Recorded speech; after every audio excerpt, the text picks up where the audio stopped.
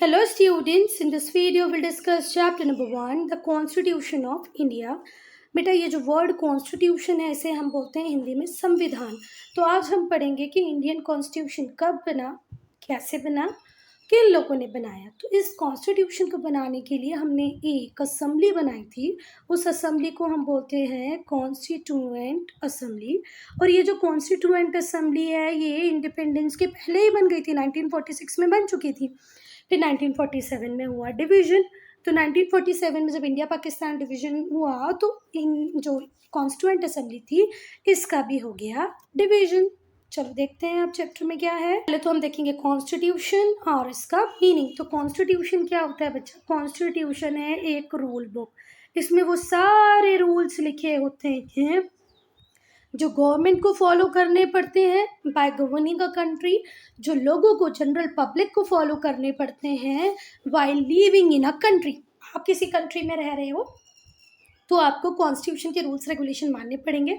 आप किसी कंट्री की रूलिंग गवर्नमेंट हैं तो भी आपको कॉन्स्टिट्यूशन में लिखी हुई बातों को मानना पड़ेगा। तो कॉन्स्टिट्यूशन क्या है? एक रूल बुक है। चलो अब देखते हैं। A country is govern by set of rules and regulation. Her country को गवर्न करने के लिए कुछ सेट ऑफ रूल्स और रेगुलेशन चाहिए पड़ते हैं जो डिफाइन करते हैं पावर्स और फंक्शंस किसकी, ऑर्गन्स ऑफ गवर्नमेंट के। हमारी जो भारत सरकार है उसके 3 ऑर्गन हैं, legislature, executive and judiciary. 3 organ कौन कौन से? Legislature, executive, judiciary. लेजिस्लेचर का काम होता है नियमों को बनाना, एग्जीक्यूटिव का काम होता है नियमों का पालन करवाना, और जुडिशरी एक तो ये सेफगार्ड देती है कॉन्स्टिट्यूशन को, साथ ही साथ क्या करती है? केसेस को सुनती है ना। चलो, तो 3 ऑर्गन्स में डिवाइडेड है हमारी गवर्नमेंट। तो तीनों ऑर्गन के पास कितनी पावर्स है और उनकी क्या फंक्शंस है ये कौन बताता है? कॉन्स्टिट्यूशन। कंट्री को गवर्न करने के लिए कुछ set of rules and regulation चाहिए होते हैं, उन्हें हम बोलते हैं कॉन्स्टिट्यूशन। वो set of rules and regulation define करते हैं powers and functions of the organ of government. Government के जितने भी ऑर्गन है उनके पास कितनी पावर है, कितनी फंक्शन है, ये सब हमें कॉन्स्टिट्यूशन से पता चलता है और इसी को हम क्या कहते हैं? कॉन्स्टिट्यूशन। इसे फंडामेंटल लॉ भी कहते हैं। It is regarded as fundamental law of land. It is regarded as fundamental law of land as it stands superior to all ordinary laws of the land. ज़मीन पे बने जितने भी और दूसरे नियम हैं उन सबसे ऊपर है हमारा कॉन्स्टिट्यूशन। एक इंस्टीट्यूशन होगा, एक कॉलेज होगा, एक कोई पॉलिटिकल पार्टी होगी, उनके कुछ रूल्स रेगुलेशन होंगे, पर सबके रूल्स रेगुलेशन, भले वो कॉलेज हो, इंस्टीट्यूट हो, स्कूल हो, कोई पॉलिटिकल पार्टी हो, इन सब के रूल्स रेगुलेशन से भी ऊपर है फंडामेंटल लॉ ऑफ लैंड जिसे हम बोलते हैं कॉन्स्टिट्यूशन। ठीक है बात। All other laws are framed according to the principle and ideals let down in it. Constitution में जो आइडियाज़ दिए हैं उन्हीं के बेसिस पे बाकी दूसरे जो इंस्टीट्यूट्स हैं, भले वो पॉलिटिकल पार्टी हो, स्कूल हो, कॉलेज हो, वो अपने नियमों को बनाते हैं। India has written constitution. India में रिटन कॉन्स्टिट्यूशन है। It is the longest and most detailed constitution in the world. World में हर कंट्री के पास बेटा अपना कॉन्स्टिट्यूशन है। मैक्सिमम कंट्रीज़ के पास तो अपना कॉन्स्टिट्यूशन है, कुछ के पास रिटन है तो कुछ के पास ओरल भी है, पर दुनिया का सबसे बड़ा संविधान, सबसे बड़ा कॉन्स्टिट्यूशन हमारे पास ही है। एक तो लॉन्गेस्ट भी है और मोस्ट डिटेल्ड भी है। ठीक है बात। अब हम देखेंगे ऑर्गन्स ऑफ द गवर्नमेंट। हमारा जो कॉन्स्टिट्यूशन है वो गाइडलाइंस प्रोवाइड करता है कि इसके लिए for a system of government के सिस्टम के लिए भी हमारा जो कॉन्स्टिट्यूशन है वो गाइडलाइन बताता है, देता है, which is federal in nature. तो हमारा जो गवर्नमेंट है वो कैसी है? फेडरल है। कैसी है? फेडरल। फेडरल का मतलब क्या होता है? जहाँ पर जो गवर्नमेंट हो उसके 2 लेवल हो। तो एक होगा सेंट्रल लेवल, मतलब जिसकी है सेंट्रल गवर्नमेंट, और दूसरा है स्टेट लेवल, तो जिसकी है स्टेट गवर्नमेंट।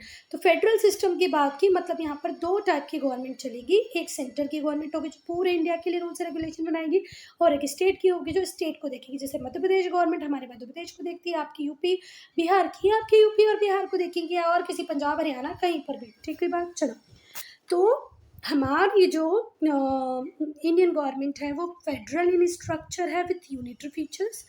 इसे हम बोलते हैं the parliamentary system of government. हमारी कंट्री में कौन सी गवर्नमेंट रन करती है?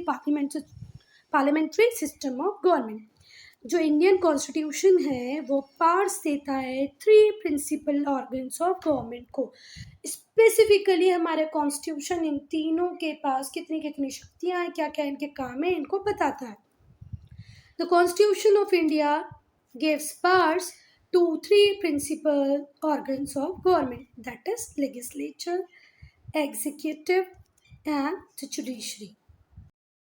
बेटा जो पार्लियामेंट है सेंटर में और हर स्टेट में जो असम्बलीज़ हैं, लेजिस्लेटिव असम्बलीज़ हैं, लेजिस्लेटिव काउंसिल है, पार्लियामेंट में लोकसभा है, राज्यसभा है, इन्हें हम क्या कहते हैं लेजिस्लेचर, जिनका काम क्या होता है मेकिंग लॉज, नियम बनाना, कानून बनाना। ये काम किसका है सेंट्रल लेवल पे पार्लियामेंट का और स्टेट लेवल पे स्टेट असम्बलीज़ का।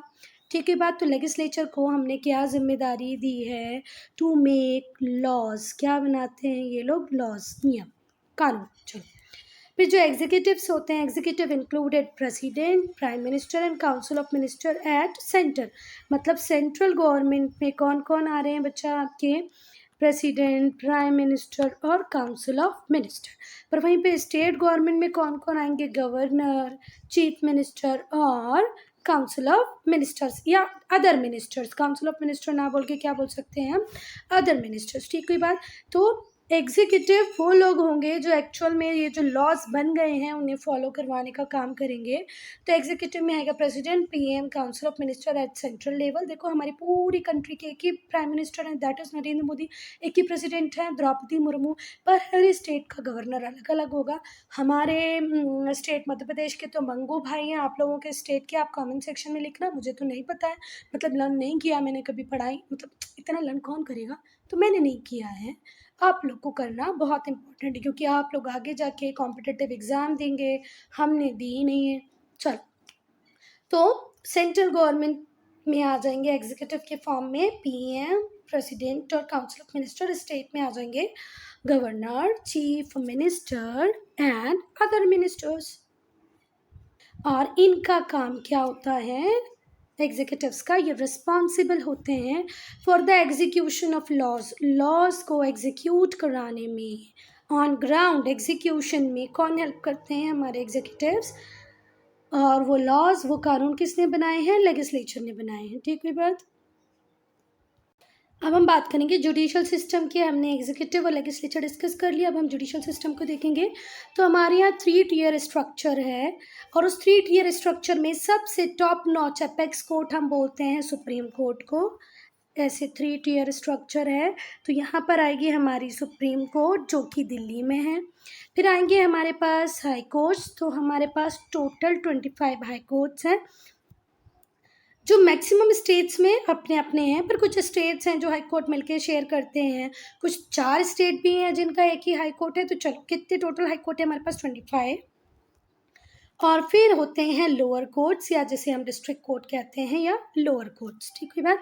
तो ये 3 टियर सिस्टम है हमारे इंडिया में जुडिशल सिस्टम के अंदर, lower court, high court and supreme court. चलो रिस्पॉन्सिबल है मतलब जो जुडिशल सिस्टम है या जो सुप्रीम कोर्ट है वो रिस्पॉन्सिबल है for the interpretation of constitution. हमारे कॉन्स्टिट्यूशन में कोई बात क्यों लिखी है, क्या उसका मतलब है, इसको अगर जानना हो तो कई बार अगर कोई प्रॉब्लम आ जाए दो लोगों के बीच में कि ऐसा लिखा है तो इसका मीनिंग ये होना चाहिए, ऐसा लिखा है तो ये होना चाहिए, तो ये लोग अपने डिस्कशन को जब कॉन्क्लूड नहीं कर पा रहे हों तो इसका जो आंसर है वो कौन देगा, सुप्रीम कोर्ट, क्योंकि फाइनल इंटरप्रिटेशन की पावर किसके पास है, सुप्रीम कोर्ट के पास है।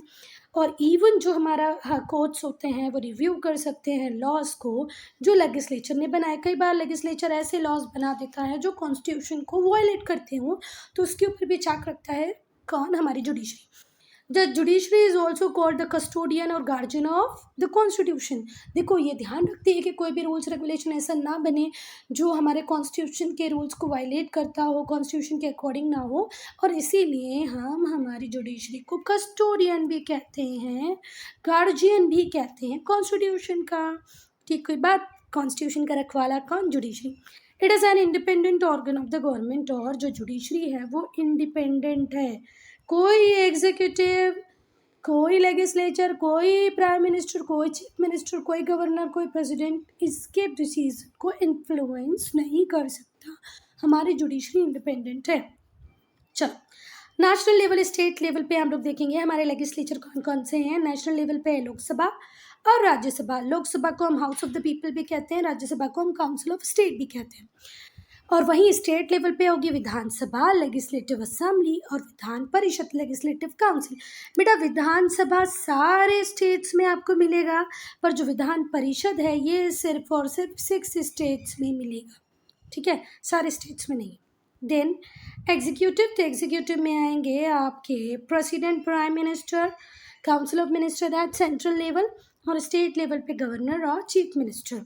जुडिशरी नेशनल लेवल पे है सुप्रीम कोर्ट, और स्टेट लेवल पे है हाई कोर्ट, सबॉर्डिनेट कोर्ट्स और लोअर कोर्ट। लोअर कोर्ट्स को सबॉर्डिनेट कोर्ट्स भी कहते हैं।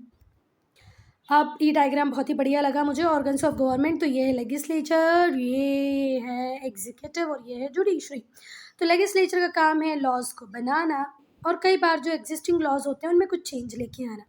एग्जीक्यूटिव का काम है powers to put law into action. अब वो जो लॉ यहाँ पर बन गए हैं उनको एक्शन में कौन लाएंगे? हमारे एग्जीक्यूटिव। और जो जुडिशरी है उसके पास पावर है to pass judgement according to the law. Law के हिसाब से जजमेंट देने का काम किसका है? जुडिशरी का है। ये रहे 3 ऑर्गन्स। अब बेटा हमारा जो भारत है बहुत ही बड़ी कंट्री है, ठीक है ना। 3.28 मिलियन स्क्वायर किलोमीटर का तो हमारा एरिया ही है। वर्ल्ड की मोस्ट पॉपुलेटेड कंट्री बन गए हैं, चाइना को भी पीछे छोड़ दिया है। तो इतनी बड़ी कंट्री को क्या गवर्न करना आसान होगा? नहीं होगा। इसीलिए इसकी गवर्नेंस बहुत प्रॉपर और बहुत अच्छी हो, इसलिए जो हमारी गवर्नमेंट है वो 2 डिफरेंट लेवल पे करती है। 2 नहीं, यहाँ पर मैं बोलूँगी 3 डिफरेंट लेवल पे हमारी गवर्नमेंट, भारत की सरकार काम करती है। एक है सेंट्रल गवर्नमेंट जो सेंटर से काम करती है, एक है स्टेट गवर्नमेंट जो स्टेट की होती है, हर स्टेट की, और एक होती है लोकल लेवल गवर्नमेंट जो हर सिटी, हर स्टेट, हर टाउन या हर विलेज की होती है। ठीक है बात। चलो, तो यहाँ पर 2 डिफरेंट लेवल्स लिखा है, तो ये सिर्फ किसकी बात करें बच्चा? सेंट्रल गवर्नमेंट और स्टेट गवर्नमेंट की। पर हमारी गवर्नमेंट का एक यूनिक फीचर है जो जो 3rd टियर की तरह जुड़ा हुआ है, वो है लोकल लेवल गवर्नमेंट। चलो, 3 ऑर्गन्स जो हैं गवर्नमेंट के, the 3 organs of government are name differently at both level. दोनों लेवल पर उनके नाम अलग अलग हैं। जैसे लोकसभा, राज्यसभा आपको मिलेगी नेशनल लेवल पे, पर वहीं पर स्टेट लेवल पे लेजिस्लेटिव असेंबलीज, लेजिस्लेटिव काउंसिल बोला जाएगा उन्हें, है ना, विधान परिषद और विधानसभा। चलो, the table on the previous page वो हम लोगों ने पढ़ ही लिया। वो ऑर्गन्स बताता है गवर्नमेंट को दोनों लेवल पे, स्टेट लेवल पे क्या है और सेंट्रल लेवल पे क्या है। अब हम पढ़ेंगे the making of Indian constitution. भारतीय संविधान कैसे बना होगा वो देखेंगे हम। बिफोर इंडिपेंडेंस, इंडिपेंडेंस के पहले ये जो इंडिया था वो कौन से नियमों से चलता था? तो वो उन नियमों से चलता था जो किसने बनाए थे? ब्रिटिश पार्लियामेंट ने। मतलब देखो, ऐसा तो नहीं था बेटा कि हमारे लिए कोई रूल्स, कोई रेगुलेशन ही नहीं थे जब ब्रिटिश गवर्नमेंट थी, पर वो हमने नहीं बनाए थे। वो किसने बनाए थे? ब्रिटिश गवर्नमेंट ने बनाए थे। It's of their own interest, और ब्रिटिश के बनाए रूल्स रेगुलेशन थे तो वो किसके ज़्यादा बेनिफिट के होंगे? ब्रिटिश के। So the leaders of freedom struggle, तो जो फ्रीडम स्ट्रगल में जो लीडर्स थे उन्होंने डिसाइड किया कि जैसे ही हम आज़ाद होंगे हम अपना खुद का कॉन्स्टिट्यूशन बनाएंगे और उसी हिसाब से कंट्री को रन करेंगे, है ना। ये ब्रिटिशर्स के लॉज रूल्स तो हम सारे भूल जाएंगे, बंद कर देंगे। अब हम यहीं पे पढ़ लेते हैं, आगे चलें उसके पहले। Prominent members of constituent assembly, ये जो कॉन्स्टिट्यूएंट असेंबली बनी थी उसके इंपॉर्टेंट मेंबर्स कौन से थे? तो डॉक्टर राजेंद्र प्रसाद, और ये डॉक्टर राजेंद्र प्रसाद ही बनेंगे बेटा हमारे फर्स्ट प्रेसिडेंट। कौन बनेंगे? First president, first president of India doctor Rajendra Prasad. चलो, और ये इंपॉर्टेंट मेंबर भी थे कॉन्स्टिट्यूएंट असेंबली के। Then Pandit Jawaharlal Nehru, Sardar Vallabh Bhai Patel, B.R. Ambedkar, Maulana Abul Kalam Azad, Acharya JB Kripalani, Pandit Govind Ballabh Pant, Shri Sharad Chandra Bose, Shri C. Gopalachari, M. Asaf Ali, Sarojini Naidu, Shrimati Sarojini Naidu and Shrimati Vijayalakshmi Pandit. Female 2 ही हैं तो याद अच्छे से कर लो। कुछ और भी थी पर इम्पॉर्टेंट में 2, सरोजनी नायडू, विजयलक्ष्मी पंडित। फिर राजेंद्र प्रसाद आपको याद रहेगा, शरद चंद्र बोस याद रहेगा, B.R. अम्बेडकर याद रहेगा, वल्लभ भाई पटेल याद रहेगा, और नेहरू जो हमारे फर्स्ट प्राइम मिनिस्टर बने वो भी आपको याद रहेंगे। नेहरू फर्स्ट PM बने थे और फर्स्ट प्रेसिडेंट बने थे डॉक्टर राजेंद्र प्रसाद। तो इन दोनों का नाम तो आप चाहकर भी नहीं भूल पाओगे। अब बेटा जब कॉन्स्टिट्यूशन बन रहा था तो सबका मन था कि कॉन्स्टिट्यूशन किसी एक के दो के हिसाब से ना बने, हर इंडियंस का उसमें कुछ ना कुछ पार्टिसिपेशन होना ही चाहिए। इनिशियली जो ब्रिटिश थे उन्होंने इस बात को इग्नोर किया, पर जब सेकेंड वर्ल्ड वॉर ख़त्म हो गया तो ब्रिटिश ने तैयारी चालू कर दी थी कि भाई अब हम इंडिया छोड़ के जाएंगे ही जाएंगे। 1945 में जब सेकेंड वर्ल्ड वॉर ख़त्म हुआ, उसके पास ब्रिटिश के पास इतनी पावर बची ही नहीं थी कि वो प्रॉपर इंडिया को कंट्रोल कर पाता, रेगुलेट कर पाता। बहुत हैवी लॉसेस हुए थे वर्ल्ड वॉर टू में किसको, ब्रिटेन को। तो then they started preparing for leaving India. They sent a cabinet mission in 1946। उन्होंने ब्रिटेन से एक कैबिनेट मिशन भेजा, कहाँ भेजा, इंडिया भेजा, कि भैया जाओ अब इंडिया में कॉन्स्टिट्यूशन बनाना है तो चलो जाके कुछ काम वहाँ पर करते हैं। तो they sent cabinet mission in 1946 which represent a plan, जिसने एक प्लान को रिप्रेजेंट किया। किसको रिप्रेजेंट किया बेटा, एक प्लान को रिप्रेजेंट किया। This provided for the formation of constituent assembly, और उसी के थ्रू फिर क्या बनी, कॉन्स्टिट्यूएंट असेंबली बनी। कब बन गई थी constituent assembly, 1946। It included members from different party, और ऐसा नहीं था कि सिर्फ कांग्रेस के मेंबर थे, बहुत सारी जो डिफरेंट उस टाइम में पार्टीज थी उनके मेंबर थे। काय में कॉन्स्टिट्यूएंट असेंबलीज में डिफरेंट कम्युनिटीज़ के लोग थे, डिफरेंट रीजन, अलग अलग जगह से लोग, बिहार से, पंजाब से, मध्य प्रदेश से, केरल से, कर्नाटका से, बहुत सारे लोग आए थे इस असेंबली में पार्ट लेने। अलग अलग कम्युनिटीज़ थी, सिख कम्युनिटी के लोग भी थे, क्रिश्चियन कम्युनिटी, मतलब डिफरेंट कम्युनिटीज़ भी इसमें इन्वॉल्व थी। जो कॉन्स्टिट्यूएंट असेंबली थी उसकी जो इनॉग्रल मीटिंग थी वो कब थी, फर्स्ट मीटिंग दिसंबर 1946 में। The constituent assembly held it's inaugural, मतलब शुरुआती जो फर्स्ट मीटिंग थी वो कब हुई, दिसंबर 1946 में। और डॉक्टर राजेंद्र प्रसाद को चेयरमैन बनाया गया कॉन्स्टिट्यूएंट असेंबली का। ठीक है बात, चलो। Now the role of constituent assembly, जो कॉन्स्टिट्यूएंट असेंबली थी formed a 6 member drafting committee. फिर ये जो कॉन्स्टिट्यूएंट असेंबली थी उसने फॉर्म किया 6 मेंबर्स को लेकर के एक कमेटी जिसका नाम था ड्राफ्टिंग कमेटी। देखो कॉन्स्टिट्यूएंट असेंबली में जो लोग थे उनमें से 6 लोगों को चुना गया, और वो 6 लोगों ने को क्या काम दिया गया, कॉन्स्टिट्यूशन को ड्राफ्ट करने का, लिखने का। ठीक है बात। और देखो पूरी कॉन्स्टिट्यूएंट असेंबली में से 6 लोग सिर्फ काय के लिए बिठाए गए, ड्राफ्टिंग के लिए। और उस ड्राफ्टिंग कमेटी के हेड थे, ड्राफ्टिंग कमेटी के चेयरमैन थे कौन, BR अम्बेडकर। देखो कैसे गंदा लिखा है, चेयरमैन। ड्राफ्टिंग कमेटी के चेयरमैन कौन थे बच्चा, BR अम्बेडकर। कॉन्स्टिट्यूएंट असेंबली ने 6 लोगों को चुना कि भैया आप लोग आप लिखना चालू करें, कॉन्स्टिट्यूशन को, संविधान को ड्राफ्ट करना चालू करें। इसको हेड कर रहे थे, इस कमेटी को हेड कर रहे थे BR अम्बेडकर, जिन्हें हम फादर ऑफ इंडियन कॉन्स्टिट्यूशन भी कहते हैं। जो कॉन्स्टिट्यूएंट असेंबली थी वो रेगुलरली मिलती थी, ड्राफ्ट प्रिपेयर करती थी कॉन्स्टिट्यूशन के लिए, और किन किन बातों का वो ध्यान रखती थी, जो जनरल पब्लिक थी उनके जो ओपिनियंस थे उनको दिमाग में रखने के बाद ही कुछ लिखा जाता था। ऐसा नहीं था कि हर व्यक्ति को यहाँ पर इग्नोर किया गया या हर व्यक्ति की बात सुनी, पर मैक्सिमम लोगों की एस्पिरेशंस को पूरा किया जाए, ऐसा एक सोच थी। It included important provisions of the constitution. देखो जो हमारा इंडियन कॉन्स्टिट्यूशन बना उसमें इंक्लूडेड है important provision of constitution of different different country. हम हर बार गलती करके सीखें ऐसा तो ज़रूरी नहीं है।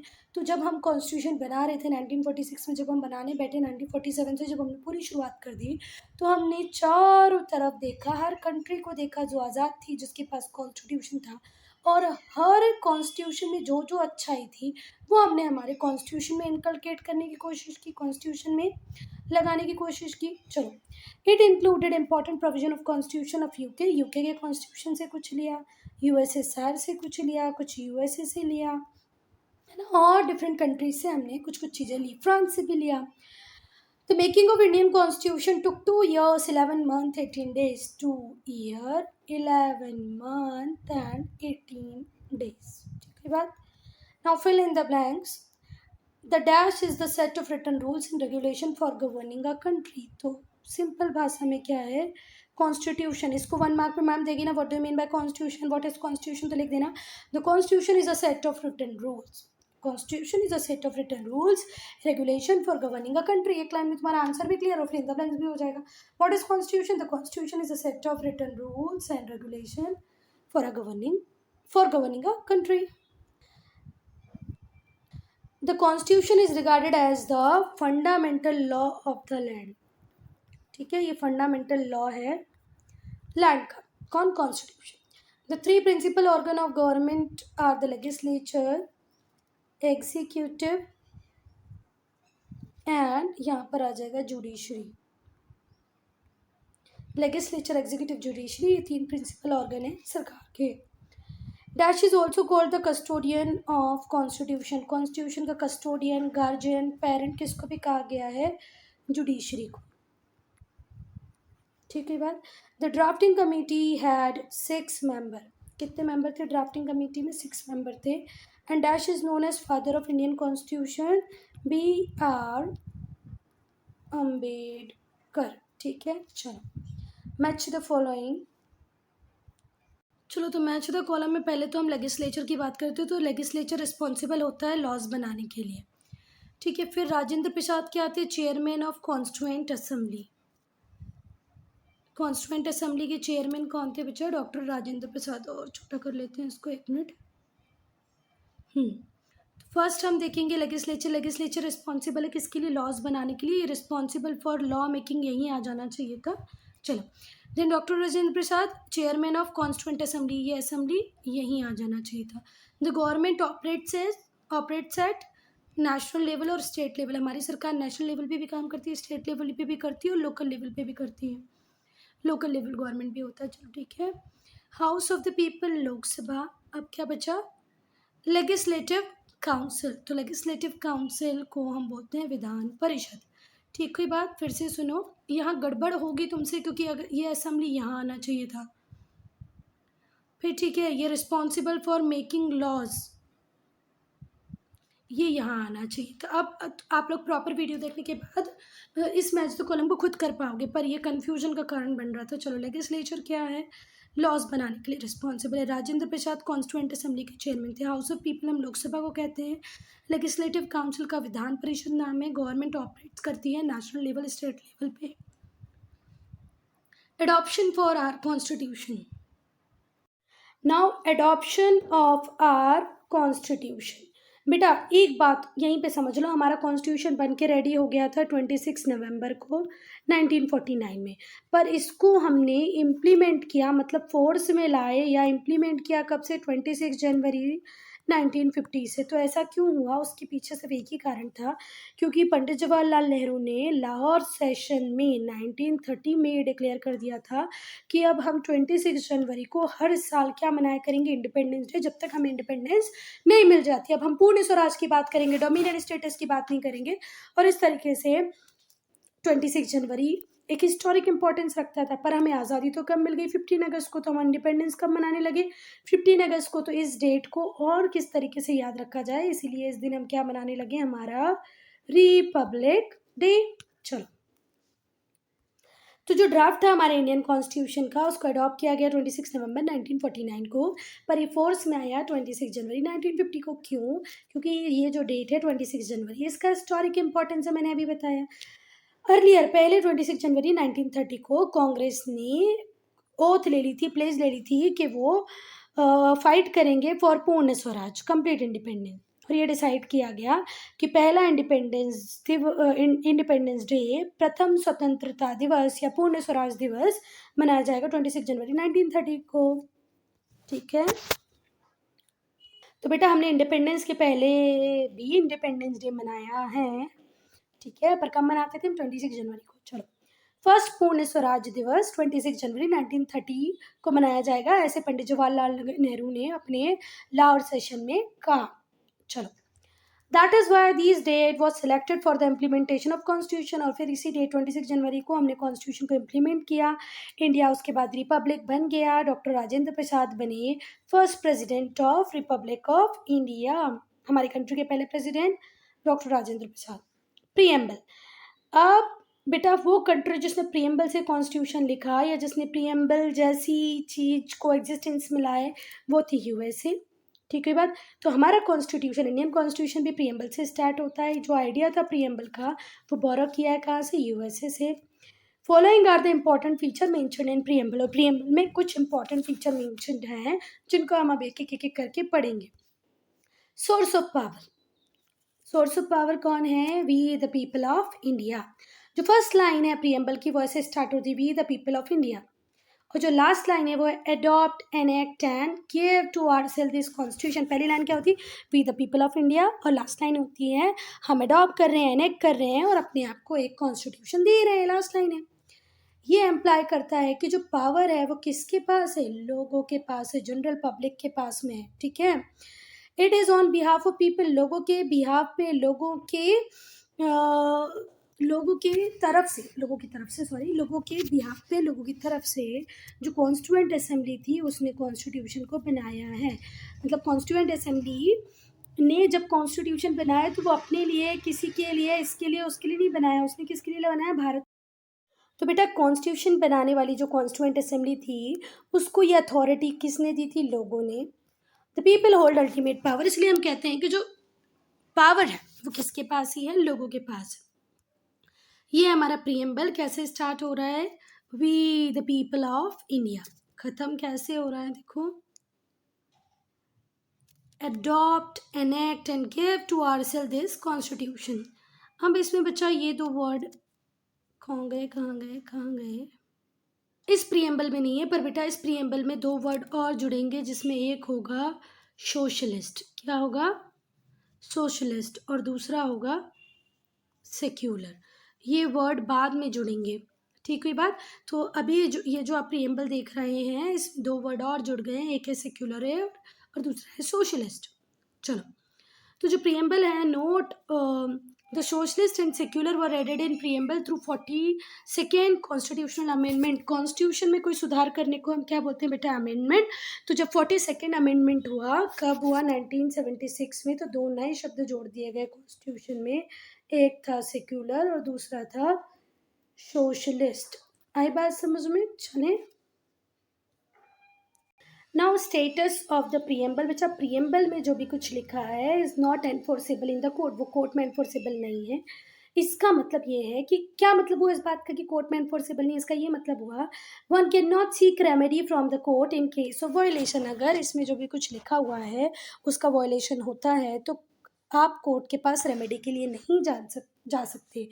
पर ये बात है कि जो प्रीएम्बल है वो की है टू इंटरप्रेट आर कॉन्स्टिट्यूशन। अगर आपको आपके कॉन्स्टिट्यूशन को समझना है तो पहले प्रीएम्बल को पढ़ना ही पड़ेगा। ये क्या है, की है, ठीक है बात, चाबी है कॉन्स्टिट्यूशन को इंटरप्रेट करने की। It sets a goal before the nation, इसने नेशन के लिए गोल सेट किए, पॉलिसी मेकर्स को डायरेक्ट किया कि भाई आपको किस तरीके से चलना है। It expresses the source of power, ये बताती है कि पावर का सोर्स कौन है, तो पावर का सोर्स कौन है, general public. Explain the nature of government, government कैसी होगी, फेडरल होगी, ये सब हमें कौन बताता है। Students, I am ending this video here only. If you have any doubt, any problem, do write in comment section. We'll start part 2 with the nature of the state.